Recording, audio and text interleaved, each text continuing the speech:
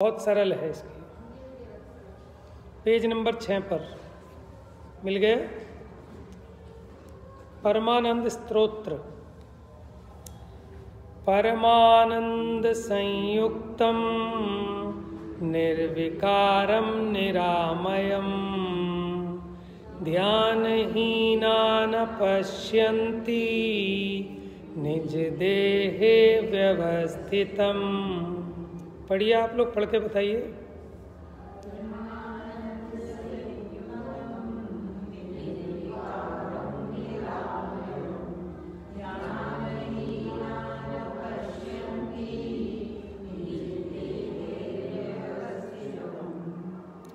अर्थ तो समझ में आ ही गया होगा आप सबको। क्या कहते हैं? परमानंद संयुक्तम, कि जो परमानंद से युक्त है, परम आनंद से युक्त है। देखो, परम आनंद क्या होता है? जो स्वाभाविक सुख है, स्वाधीन आनंद है, ठीक है ना, उसको परमानंद कहा। निर्विकारम निरामयम, निर्विकार माने विकार से रहित है, और निरामय माने क्या होता है? रोग से रहित है, ठीक है। निरामयम माने रोगों से रहित है। ध्यानहीना न पश्यन्ति। अब कोई का साफ दिखाई तो देता नहीं है ऐसा आत्मा कि ध्यानहीन को दिखाई नहीं देता, ध्यान में दिखाई देता है।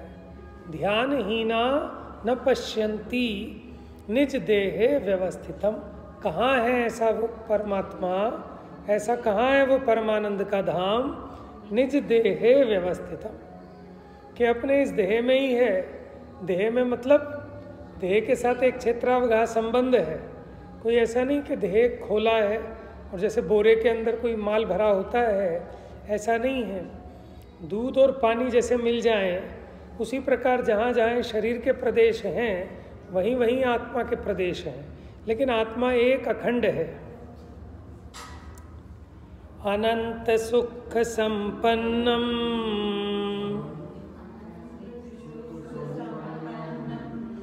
ज्ञानामृत पयोधरम अनंत वीर्य संपन्नम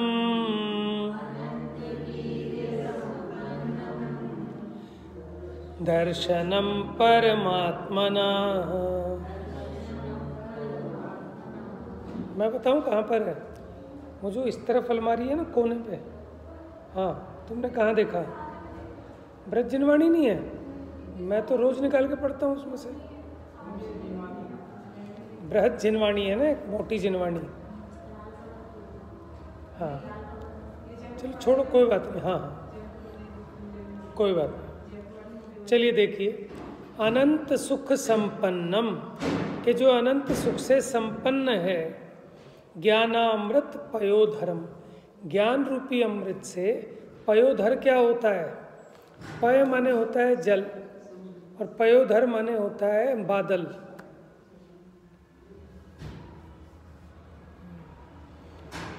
अनंत वीर्य संपन्नम, अनंत वीर्य से संपन्न। दर्शनम परमात्मनः, माने ऐसे परमात्मा का उसको देखो। कैसे दिखेगा? ध्यान में दिखेगा।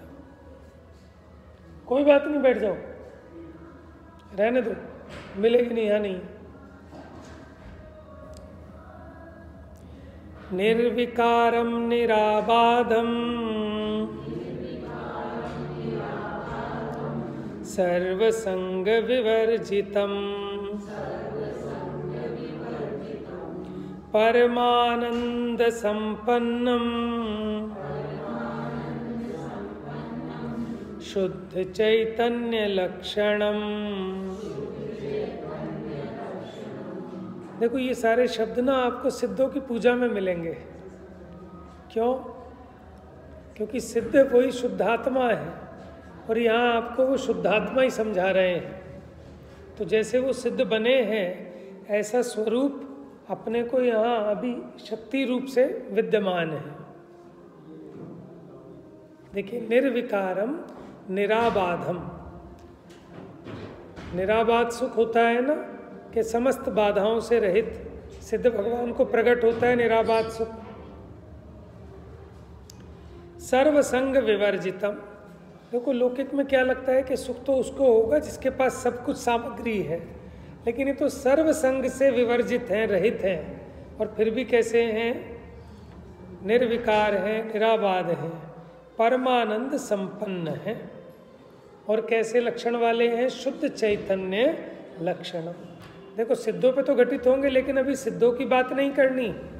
अभी किसकी बात करनी है कि जिसमें ऐसा सिद्ध बनने की सामर्थ्य है। यहाँ तो हम जो अभी खदान में छिपा हुआ कीट कालिमा सहित है, उसको देखकर कोई कहता है कि साहब ये तो कोयला है, और फेंक देता है, तो हम कहते हैं भैया देख, लेकिन तुझे पार की नज़र चाहिए, जोहरी वाली, तब तुझे दिखेगा कि इसमें सोना है। इसीलिए लिखा ध्यानहीना न पश्यन्ति, कि जो ध्यानहीन है उनको नहीं दिखेगा इसमें परमात्मा।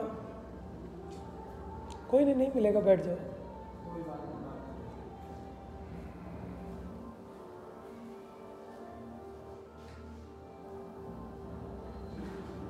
गेट बंद कर देना, कोई नहीं कर देगी ना। तो यहाँ अड़ोस पड़ोस में बसता रहता होगा ना।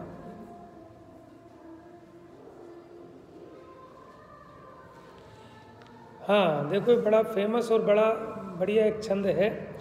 उत्तमा स्वात्म चिंता स्यात्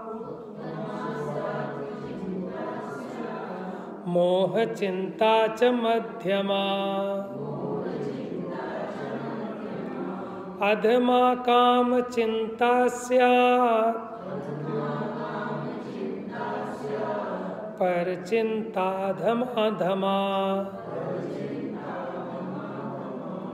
देखो कौन सी चिंता उत्तम है, कौन सी मध्यम है, कौन सी अधम है, और कौन सी अधम से भी अधम है।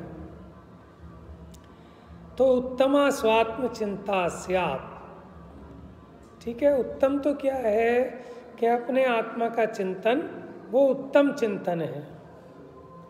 मोह चिंता च मध्यमा। अब ये मोह चिंता क्या है? नहीं मध्यम तो है, लेकिन मोह चिंता को मध्यम क्यों कह रहे हैं? है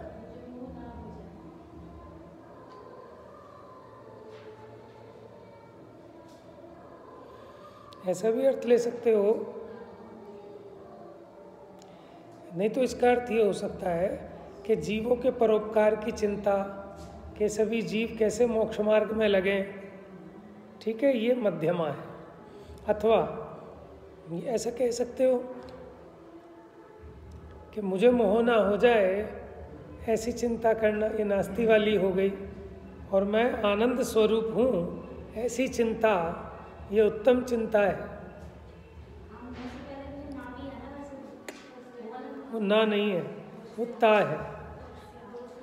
अब वो स्यात् की संधि होकर ना बन जाता है, तो इसलिए मैंने उच्चारण में ही पढ़ा था, उत्तमा स्वात्म चिंता स्यात् स्यात् मोह चिंता च मध्यमा। कि मोह की चिंता करना वो मध्यम चिंतन है। तो इसमें ऐसे भी ले सकते हो अर्थ, और नहीं तो वो है ही कि इसके सारे जीव कैसे दुखों से मुक्त हों। देखो मुनिराज शुद्धोपयोग में लीन है, अपने आत्मा का इसमें चिंतन है, तो उत्तम चिंता है वो। और जब वो उससे बाहर आए कि बेचारे अज्ञानी जीव कैसे संसार सागर से पार उतर जाएं, ये मध्यम चिंता है। काम चिंता, अच्छा अधमा काम चिंता स्यात्, के अधमा क्या है कि अपने विषय भोगों की, खान पान की चिंता हो गई, ये तो अधम है ना। लेकिन एक अधम से भी अधम है क्या? पर चिंता अधमा धमा, कि भैया अपनी चिंता करनी तो मजबूरी है, चलो, लेकिन अपना कोई लेना नहीं देना नहीं, फिर भी दूसरों के चक्कर में घुसो, पैर अड़ाओ उसमें, ठीक है, पर में हस्तक्षेप करो, दूसरों का ही चिंतन, इसको ऐसा कैसे मिल गया, वैसा कैसे मिल गया, इसका ये कैसे हो गया, वो कैसे हो गया। तो इसलिए वो अनर्थ दंड में जाता है। जहाँ अपना कोई प्रयोजन नहीं है, उस संबंध में बिना मतलब राग द्वेष करना, इच्छा आदि करना, उसको अधमा अधमा कहा। तो वैसे तो इनका मजा तब आए, अपनी तो क्या सामर्थ्य है कि हम इसका अर्थ खोलें, कि आचार्यों की टीका वगैरह भी कुछ होंगी इस पे, परमानंद स्तोत्र पे, तो उस टीका ग्रंथ में पढ़ेंगे तो विशेष भाव खुलेगा। अभी तो हम सामान्य से देख रहे हैं कि हमें पढ़ना तो आ जाए कम से कम। निर्विकल्प समुत्पन्नम ज्ञानमेव सुधारसम विवेकमंजुलिं कृत्वा तद्पिबन्ति तपस्विनः। कितने देखो कितना अच्छा रूपक बनाया है। निर्विकल्प समुत्पन्नम, कि ये जो परमानंद है ये कैसे उत्पन्न होता है, इसके लिए कोई विकल्प नहीं करना पड़ता, ये निर्विकल्पता से उत्पन्न होता है। ज्ञानमेव सुधारसम, ये कैसा है कि ज्ञान में ज्ञान रूप है ऐसा सुधारस है। सुधा मने अमृत रस। विवेक मंजुलिम कृत्वा, विवेक की अंजुलि बनाकर तत्पिबन्ति तपस्विनः, कैसे सुधारस को तपस्वी कैसे पीते हैं कि अंजुलि में पीते हैं ना मुनिराज अंजुलि में। तो अंजुलि काहे की है, विवेक की अंजुलि, ठीक है। तो विवेक रूपी अंजुलि में तपस्वी जन इस रस को पीते हैं। तो अगर आपको भी पीना है तो तपस्वी बन जाओ, विवेक रूपी अंजुलि बना लो, तो फिर पियो घटाघट इस निर्विकल्प समुत्पन्नम ज्ञानमेव सुधारसम। सदानंदमयं जीवं यो जानाति स पंडितः। आई थी ना ये बात जब हमने कहा था हम आपको बताएंगे पंडित किसे कहते हैं। कई बार हमने कह दिया था कि हम दिखाएंगे कि पंडित क्या होता है, तो हमने कहा अब ये लो इसी में आ गया वैराग्य पाठ संग्रह में, यही छंद है। हाँ जी, ये तो हमें याद रखना चाहिए कि लोग हमें जब पंडित कहते हैं तो हमें सोचना चाहिए कि पंडित है कौन। सुनिए, सदानंदमयं जीवम यो जानाति स पंडिता स सेवते निजात्मानं परमानंद कारणम। कि जीव कैसा है कि सदा आनंदमय है, ठीक है। कैसा है जीव? अच्छा देखो, जैसे नमक है वो सदा कैसा है, खारा। मिश्री कैसी है, सदा मीठी। अब कोई कहे हमें तो मीठा का स्वाद आ नहीं रहा, हमें तो, अरे भैया मुंह में रख के चूसोगे तब आएगा ना। बात समझ में आ रही है? अब कोई कहे आप तो कह रहे हो कि सदानंदमयम जीवम, कि जीव कैसा है, सदा आनंदमय है। हमको तो आ नहीं रहा आनंद, कि भैया उस जीव का अनुभव करोगे और आनंद ना आए तो हमको कहना। अब तुम मुंह में मिश्री रखो नहीं और कहो कोई मीठी मीठी नहीं होती, हमको तो मिठास नहीं आ रही, ये जीव आनंदमय तो नहीं होता, हमको तो नहीं लग रहा। कि भैया पहले उसे अनुभव का विषय बनाओ, ध्यान का विषय बनाओ, उसका रस पियो, नहीं आए तब कहना कि नहीं होता। अब चक्के देखोगे तो पता चलेगा ना। हाँ, यो जानाति स पंडित, जो ऐसा जानता है, कैसा जानता है कि जीव सदा आनंदमय है, वास्तव में वो पंडित है। कौन है पंडित? जो ऐसा जानता है कि जीव सदा आनंदमय है। तो अब उसे कभी आनंद चाहिए होता है तो कहाँ जाएगा वो? कहाँ जाएगा? हलवाई की दुकान पे जाएगा, है, पिकनिक जाएगा, सिनेमा जाएगा, शॉपिंग मॉल जाएगा, कहाँ जाएगा? जिसको आनंद चाहिए अपने में जाएगा। क्यों? तभी तो वो पंडित है, क्योंकि वो जानता है कि आनंद, जीव आनंद स्वरूप है। ठीक है, जब आपको पता है कि आपको नमकीन चाहिए और नमक रूप क्या है, वो नमक ही खारे रूप है, तो आप नमक के पास जाएंगे, नमक का वेदन करेंगे, नमक डालेंगे। जब आपको मिठास चाहिए तो आपको पता होना चाहिए ना कि मिश्री में मिठास है, तभी तो आप उसका उपयोग करेंगे। जिसको यही नहीं पता कि सुख तो स्वरूप में है, तो वो क्या पुरुषार्थ करेगा? उल्टा ही पुरुषार्थ करेगा। समझ गए? स सेवते निजात्मानम परमानंद कारणम। तो वही ऐसे पंडित लोग ही क्या करते हैं? सेवते निजात्मानम, वो उस आत्मा की सेवा करते हैं। देखो, जिसको ये भ्रम बुद्धि है कि सुंदर स्त्री सुख की कारण है, तो वो सुंदर स्त्री की सेवा करते हैं। जिसको ऐसा लगता है धन सुख का कारण है, तो वो लक्ष्मी की सेवा करते हैं। जिसको समझ में आता है कि विद्या सुख की कारण है, तो वो विद्यावानों की, सरस्वती की सेवा करते हैं।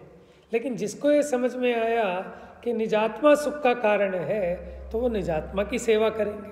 अब निजात्मा की सेवा कैसे होगी? हाथ पैर दबा के होगी क्या? कैसे होगी? कि सेवा का मतलब है सेवन। समझ में? यही उसकी सेवा है कि आप उसका सेवन करें।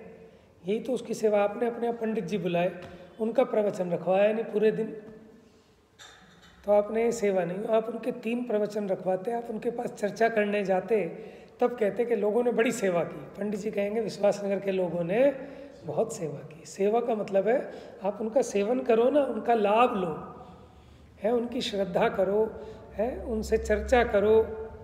ऐसे ही सेवन मतलब इस आत्मा को जानो, पहचानो, इसमें रम जाओ, इसका नाम है इसकी सेवा करना। हर एक की सेवा अलग अलग तरह से होती है। तो आत्मा की सेवा तो ऐसे ही होगी। समझ में? बच्चों की सेवा कैसे करते हो? कि उन्हें स्कूल छोड़ के आते हो, लेके आते हो, उनका भारी बैग है तो उठा लेते हो, है ना? तो ये उनकी सेवा ऐसे होती है। लेकिन अपनी सेवा कैसे करते हो आप बताओ? अपनी सेवा कैसे करते हो? कि भैया अपनी सेवा हम ये करते हैं, जितना समय हम भगवान के नज़दीक गुजारते हैं, तत्व विचार में लगाते हैं, ये अपनी सेवा कर रहे हैं। अभी तो सेवा करने की भी अकल नहीं है ना, तो वो अकल सीख रहे हैं अभी तो। समझ में? सेवा तो मुनिराज कर रहे हैं, अपने आत्मा की सेवन कर रहे हैं, शुद्धोपयोग में लीन है।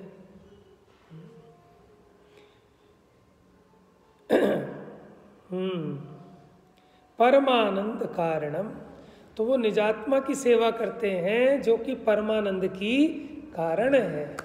बात समझ में आ रही है? नलिन्याम च यथा नीरम भिन्नं तिष्ठति सर्वदा अयमात्मा स्वभावेन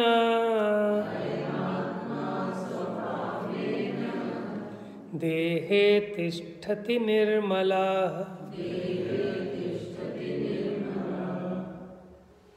अब इन्होंने 2 उदाहरण दिए, एक तो नलिन्याम और दूसरा नीरम। नीर माने तो पता है आपको क्या होता है? पानी होता है, जल होता है। और नलिन्याम क्या होता है?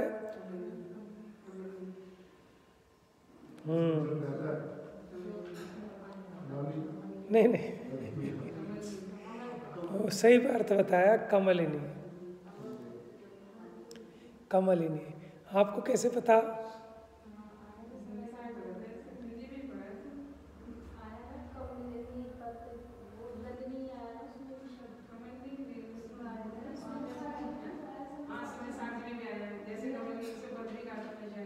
लेकिन नलिनी शब्द कहाँ आया उसमें?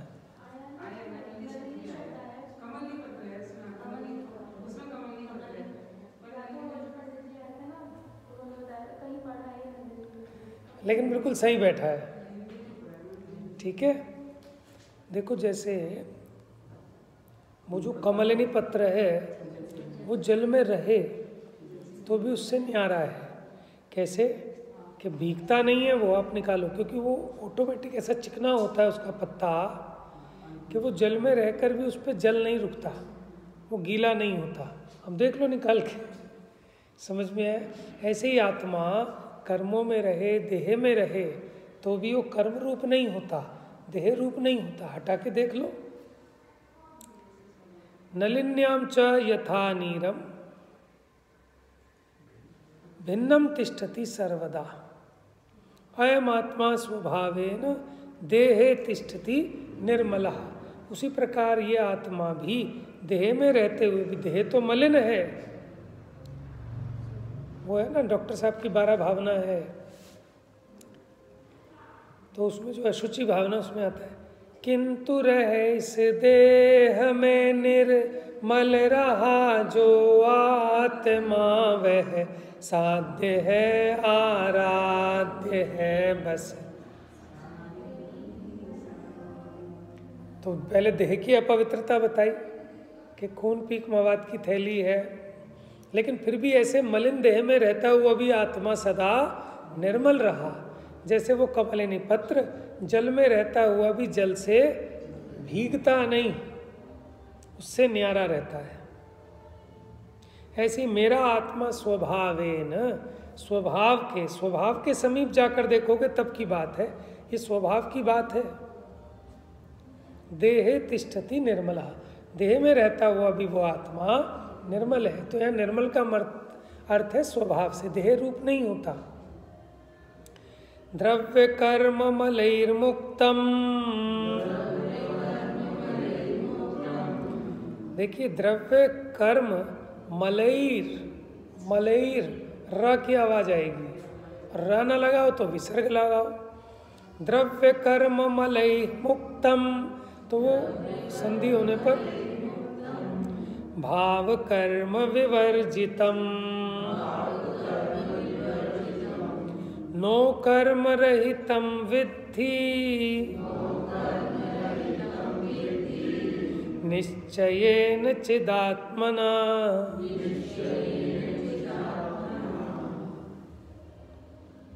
द्रव्य कर्म मल से मुक्त है। द्रव्य कर्म तो पुद्गल है, 8 कर्म वो द्रव्य कर्म है, उससे तो रहित है। भाव कर्म विवर्जितम, और जो भाव कर्म है आत्मा में उत्पन्न होने वाले मोह राग द्वेष, उनसे भी पार है। नो कर्म रहितम विद्धि। अब ये जो विद्धि शब्द है ना, मुझे इसका अर्थ नहीं पता, देख के तब बताएंगे। तो इसीलिए संतुष्टि नहीं होती, हमको संस्कृत नहीं पता ज़्यादा, तो हम तो काम चला लेते हैं बस अपना।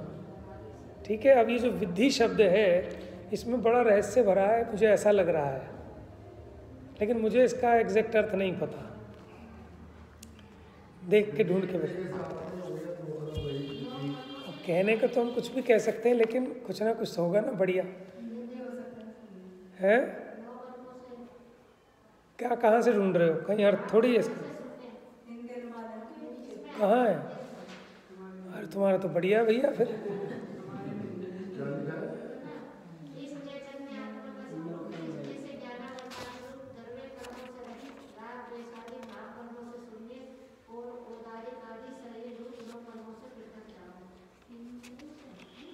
तो विद्धि का अर्थ पृथक है बस, फिर इसका मतलब है। कौन सी किताब है, दिखाना जरा पीछे से।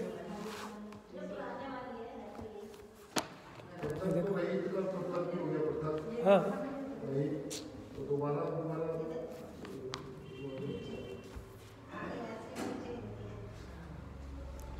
मैं भी कहूँ क्या ढूंढ रहे हो तुम इधर उधर।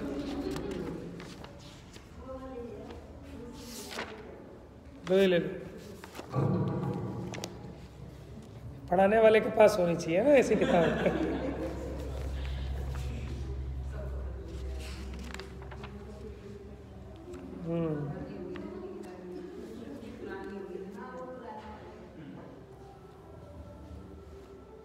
देखो कैसे हम हैंडीकैप फील करते हैं, इसलिए थोड़ा बहुत भाषा व्याकरण का ज्ञान हो ना तो उसका अर्थ मज़ा ही अलग है ना।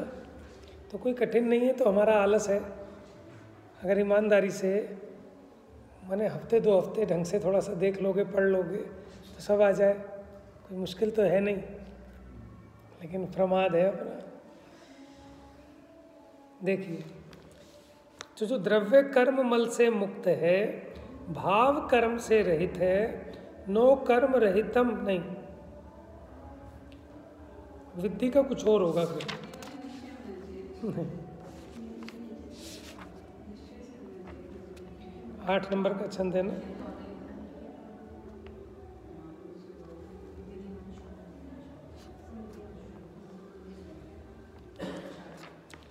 नहीं, भाव कर्म से शून्य, नो कर्म रहितम, हाँ, विद्धि का मतलब मेरे ख्याल से होगा जानो। विद्धि का मतलब होगा जानो। विद्धि माने होगा जानो, जहाँ तक मुझे 99% यही लगता है। ठीक है, विद्धि का मतलब होगा जानो, देखो। हाँ, निश्चयेन चिदात्मना, कि निश्चय न से ये जो चैतन्य आत्मा है इसका स्वरूप कैसा है कि द्रव्य कर्म मल से तो मुक्त है, भाव कर्म से रहित है, नो कर्म से रहित है, ऐसा जानो। क्योंकि ऐसे तो सिद्ध भगवान होते हैं, हम कहाँ हैं, तो इसीलिए कह रहे हैं ना निश्चय, निश्चय न से। तो भैया ये बात हल्की नहीं है। देखो इसमें कोई फर्क नहीं पड़ता, कोई कहता है निश्चय से नहीं है स्वभाव से है, तो बात तो एक ही है। निश्चय नहीं भी तो स्वभाव को ही बताता है, लेकिन ये ध्यान रखना शक्ति अपेक्षा बात है, अभी व्यक्त नहीं। ठीक है ना, स्वभाव अपेक्षा का हो, निश्चय नहीं की अपेक्षा का हो, एक ही बात है। अब निश्चय नहीं में भी आपको देखना पड़ेगा ना कि कौन से निश्चय नहीं से है। ये देखो 3 भेद हैं, एक देश शुद्ध निश्चय है, साक्षात शुद्ध निश्चय है और परम शुद्ध निश्चय है। अब आप बताओ कौन से निश्चय है से? साक्षात शुद्ध निश्चय ऐसे क्यों नहीं है? वो तो सिद्ध भगवान पर घटित होंगे। साक्षात शुद्ध निश्चय ऐसे वो हैं द्रव्य कर्म भाव कर्म नो कर्म से रहित, है ना। और हम तो परम शुद्ध निश्चय ऐसे जहाँ स्वभाव से देख रहे हैं, और उनके तो व्यक्त पर्याय में प्रकट हुए हैं। तो आपको पता होना चाहिए। हम तो यहाँ कह देंगे निश्चय न, लेकिन कौन सा निश्चय न लेना कि अशुद्ध निश्चय न से कहा, कि एक देश शुद्ध निश्चय न से कहा, कि शुद्ध निश्चय न से कहा, कि परम शुद्ध निश्चय न से कहा। तो ये परम शुद्ध निश्चय न से घटित होगा कि जो स्वभाव को पकड़ के अभेद करता है। हाँ, आनंदम ब्रह्मणो रूपम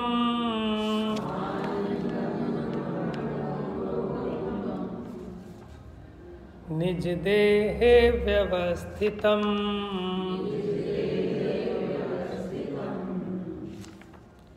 कैसा है ये? आनंदम ब्रह्मणो रूपम, के आनंद स्वरूप है। ब्रह्मणो माने ब्रह्मण माने आत्मा ही होता है। निज देहे व्यवस्थितम, अपने देह में ही स्थित है। ध्यानहीना न पश्यन्ति जात्यंधा इव भास्करम। जैसे कोई जन्मांध हो तो उसने कभी सूर्य को देखा ही नहीं, उसको क्या पता सूर्य। उसी प्रकार कि जो ध्यान से रहित हैं उनको आत्मा नहीं दिखाई देता।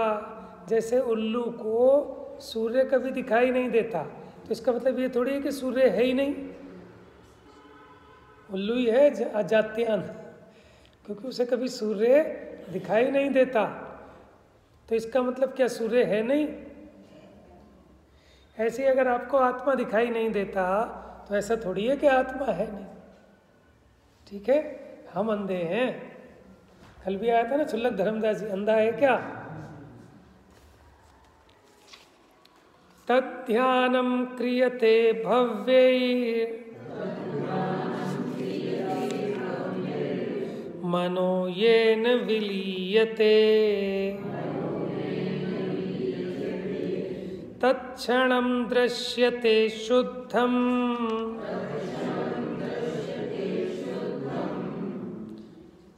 चिच्चमत्कार लक्षणम्।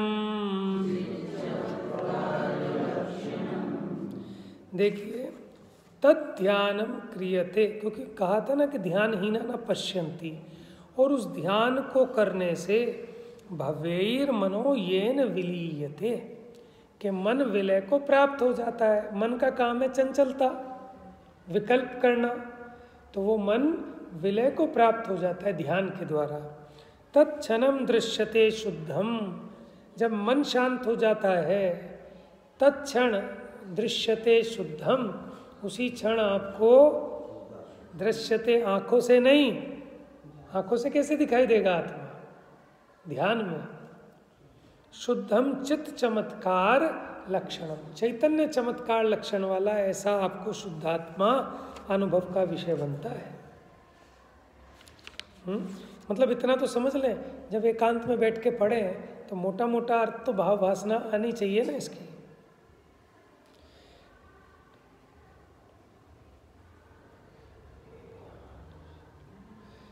ये ध्यानशीला मुनयः प्रधाना ते दुःखहीना नियमात् भवन्ति सम्प्राप्य शीघ्रं परमात्मतत्त्वं व्रजन्ति मोक्षं क्षणमेकमेव। समझ में आ गया होगा, बड़ा सरल है। ये ध्यानशीला मुनयः प्रधान ते दुःखहीना नियमाद भवन्ति। जो मुनि ध्यान जिनको प्रधान है, मुख्य है, ते नियम से दुःखहीना भवन्ति, उनका दुख नष्ट हो जाता है। किनका? कि जिन मुनियों को ध्यान ही प्रधान है वो सब दुखों से छूट जाते हैं। और क्या करते हैं? संप्राप्य शीघ्रम परमात्म तत्वम, उन्हें परमात्म स्वरूप की शीघ्र ही प्राप्ति होती है। व्रजंती मोक्षम क्षणमेकमेव, और शीघ्र ही मोक्ष को प्राप्त कर लेते हैं। कौन? जिनको ध्यान प्रधान है ऐसे मुनि। आनंद रूपम परमात्म तत्वम समस्त संकल्प विकल्प मुक्तम स्वभावलीना निवसन्ति नित्यम योगी स्वयमेव तत्वम जानाति योगी स्वयमेव तत्वम। कहते ना, बंदर क्या जाने अदरक का स्वाद। तो वही कह रहे हैं। एक वो है ना कि विद्वान ही जानते हैं कि विद्वान क्या जानते हैं। इसमें डबल अर्थ है। विद्वान ही जानते हैं कि विद्वान क्या जानते हैं, कितना जानते हैं। दोनों बातें कि विद्वानों के परिश्रम को सामान्य व्यक्ति नहीं समझ सकता, उसके लिए भी कोई विद्वान चाहिए, उसको समझ में आता है कि विद्वान का कितना श्रम है। दूसरे अर्थ में देखो, कटाक्ष में, कि जनता तो पागल है, उसे क्या पता है सही बोल रहा है गलत बोल रहा है तो असलियत में तो विद्वान ही जानता है कि विद्वान कितना जानता है। समझ में आए? सामान्य लोगों को तो कोई भी, ठीक है ना, बहला ले, फुसला ले और तालियां बजवा ले, उसमें कोई दम नहीं है। लेकिन उस सभा में अगर एक भी विद्वान हो तो वो नाप लेता है, वो उसकी माने वो कितने पानी में वो समझ लेता है कि अभी तो ये बालक है, सीख रहा है, और जान लेता है और ये तो बहुत पहुंचा हुआ विद्वान है। बात समझ में आई ना? तो यहाँ क्या कहते हैं कि योगी जानते, जो लाइन मैंने दोबारा इसलिए पढ़वाई, जानाति योगी स्वयमेव तत्व, कि वो योगी ही जानते हैं उस तत्व को, उसके आनंद को। आनंद रूपम परमात्म तत्वम, कि वो परमात्म तत्व कैसा है? आनंद रूप है।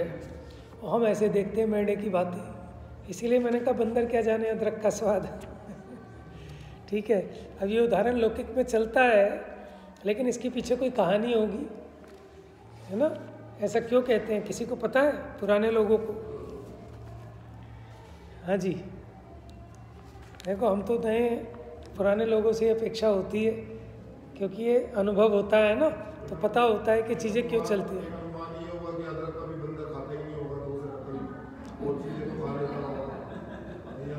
समझ में आया ना? और अदरक तो ऐसी कोई स्वादिष्ट चीज़ भी नहीं है, तो इनके पीछे ना कोई किंवदंतियाँ, कोई कहानियाँ, ऐसी कोई कथानक जुड़े होते हैं कि जिससे इस प्रकार के मुहावरे बन जाते हैं। ठीक है ना? आप अदरक नहीं खाते होंगे? हैं? आप नहीं खाते होंगे? ना। बाकी जो खाते हैं उनको लत होती है एकदम। अच्छा। अदरक की वो एकदम वैसी वो होती है। हाँ, उसमें थोड़ा तेजपना होता है ना। खैर वो सारे बिना अदरक के रह नहीं सकते, इसलिए वो कहावत ऐसे बनी होगी। ऐसा हो सकता है। हाँ, बंदर रह जाता है उसके बिना। ठीक है, तो ऐसे आनंद के बिना योगी नहीं रह सकते, ऐसे आनंद के बिना योगी नहीं रह सकते। लेकिन हम और आप रह रहे हैं, तो हम अब क्या कहें, बंदर ही है। समझ में आए? तो वो बंदर ऐसी तो नहीं कह दिया कि बंदरों की वो हैं संतानें हैं, इन्होंने बना दिया ना। ये तो ऐसा है ही नहीं कि वो कहते हैं कि पहले बंदर था और बंदर धीरे धीरे डेवलप हुआ तो मनुष्य बन गया। ये इनकी खोज है, ठीक है, जीव विज्ञान वालों की, जबकि ऐसा बिल्कुल नहीं है। ठीक है, मनो त्रियंच गति वाला मनुष्य गति बन गया धीरे धीरे डेवलप हो गई, क्योंकि बहुत सारी चीज़ें संरचना मिलती है, तो इस वजह से कह देते हैं अनुमान से। हाँ, आनंद रूपम परमात्म तत्वम। अब हम ऐसे मेंढे की भांति देखते हैं कि क्या कह रहे हैं, आनंद रूपम परमात्म तत्वम। ठीक है, हम उबासी लेते हैं, तो इसलिए मुझे याद आया बंदर क्या जाने अदरक का स्वाद। तो हम क्या जाने, योगी के सामने कोई बात कहे तो योगी तो ऐसे स्वरूप मस्त हो जाते हैं, समझ में ना। एक एडवर्टीजमेंट आता था, मेलोडी खाओ खुद जान जाओ। मेलोडी है चॉकलेटी, ठीक है ना, देखा होगा आप लोगों ने। तो कैसे बताएं उसको, अब जिसने उसका टेस्ट लिया होगा उसके सामने कहते ही, ठीक है ना, रस टपकने लगता होगा उसको ऐसे ही हम तो भाव वासना करा रहे हैं बस आपको। हाँ, तो फिर वो कहते हैं ऐसे ही इस आत्मा को, ये आनंदमय है, ये जीव को समझ में नहीं आता, वो मुंह ताकता है। समस्त संकल्प विकल्प मुक्तम। तो कैसा आनंद है, असलियत में सच्चा आनंद वो होता है जो समस्त संकल्प विकल्प से मुक्त हो। बाकी आप जिसको भी आनंद कहते हो, आनंद की सच्ची परिभाषा ये है, अगर उसमें कोई भी संकल्प और विकल्प हैं तो वो आनंद ही नहीं है। अब आप लगा लो एक एक आनंद को, जिसमें आप आनंद मानते हो वो संकल्प विकल्प से रहित है ही नहीं, वो आनंद नहीं हो सकता। स्वभाव लीना निवसंति नित्यम, कि जो स्वभाव में लीन है वो सदा उसी में निवास करते हैं।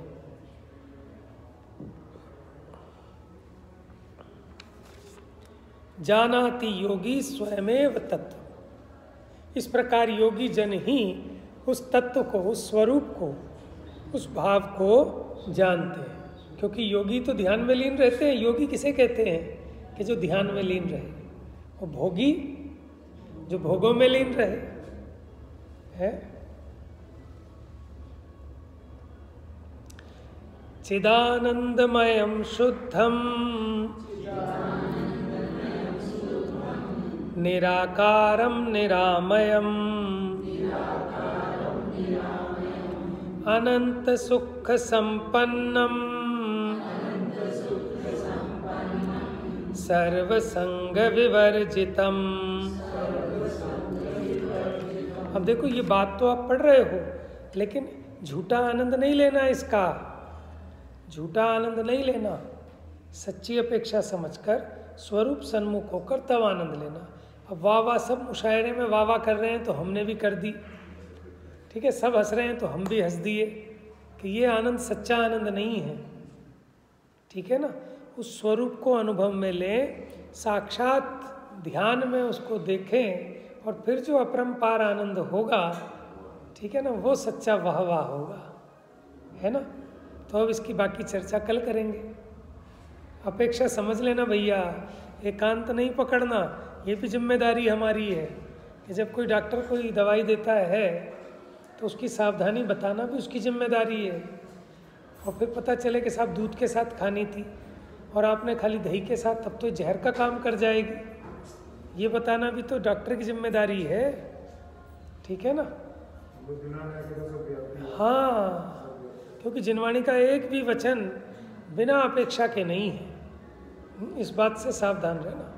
जा वाणी के ज्ञान से सूझे लो कालो, सो वाणी मस्तक नमो सदा देत हूँ धो।